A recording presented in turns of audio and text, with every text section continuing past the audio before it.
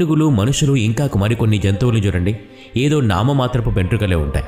ఎందుకంటే వేడి వాతావరణంలో వారి శరీర ఉష్ణోగ్రతను క్రమబద్ధం చేయాలంటే అలానే ఉండాలి. జీవపరిణామ వృక్షాన్ని మళ్ళీ చూడండి, కాలంలో వెనక్కి వెళుతూ గమనించండి. చాలా జీవజాతులకు ఉమ్మడి పూర్వీకులు కనిపిస్తారు. కోతులకు మానవులకు, మానవులకు ఆవులకు, మొక్కలు, జంతువులకు, ఇలా విభిన్న జీవులకు కూడా ఒక ఉమ్మడి పూర్వీకుడు, ఆ వివిధ పూర్వీకులకి మరొక ఉమ్మడి పూర్వీకుడు మీకు కనిపిస్తారు.